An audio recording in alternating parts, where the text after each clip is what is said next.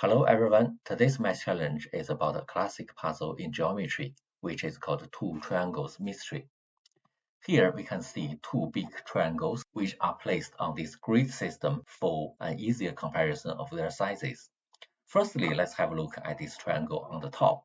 It is composed of four different shapes. Firstly, we have got this right triangle. Its base length is 2, 4, 6, 8 and height is 3, so it's 8 by 3. And there is a slightly smaller blue triangle with the base length of 5 and the height of 2, so it's 5 by 2. Also, we have got this yellow block, which is an irregular polygon. It contains 7 unit squares. Finally, we have got this green block. It contains 8 unit squares. So these four shapes just make up this big triangle. We can still measure its size. So the base length is equal to 13 and the height is equal to 5. So it's 13 by 5. Now we just rearrange these four shapes and use them to make up another big triangle as shown below. If you scrutinize the size of these four shapes, you will see there is absolutely no difference. So for example, this right triangle is still 8 by 3 and the blue triangle is still 5 by 2. And this yellow block still contains 7 unit squares and the green block still contains 8 unit squares.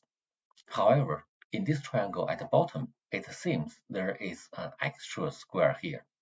So the big question is, where is this hole from? Since both triangles are composed of four exactly same shapes, why the triangle at the bottom is slightly larger than the triangle on the top?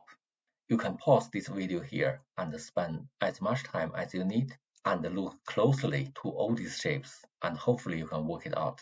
And then we come back for the answer. Okay, so let's have a look at the answer together. The key question is whether this big shape is a triangle or not. Firstly, let's have a look at this blue triangle and calculate the slope of this hypotenuse. Normally, we use tangent of this angle to represent it, which is equal to this height divided by this base length. So for the blue triangle, the height is 2 and the base length is 5, so this slope is equal to 2 divided by 5, 0.4. And similarly, for this red slope is equal to this height divided by this base length is equal to 3 divided by 8 is equal to 0.375. So they are different.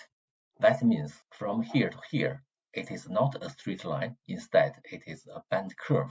However, this difference is too small to be sensed by most of us through the simple observation. If we use this baseline and this height to compose an actual triangle by connecting this point and this point, it can be shown here. Because this blue slope is steeper than the red one, that means this bent curve will appear somewhere below this true hypotenuse, which is shown as this orange curve here. Similarly, in the big shape at the bottom, because this red slope is slightly less steep than the blue one, and this bent curve should appear somewhere above this true hypotenuse, which is shown as the green curve here. And for the total area of the big shape on the top, it is the area below this orange curve, which is here. And for the total area of the big shape at the bottom, it is equal to the total area below this green curve, which is here. So now you can see the difference, which is this area. Of course, here I exaggerate a little bit to make it easier for you to see. Anyway, so this area is just equal to the area of this unit square, and this is where this hole is from. And also, I just put the answer as the written text here for your reference, and hopefully we have solved this mystery from these two so-called triangles. Thank you very much.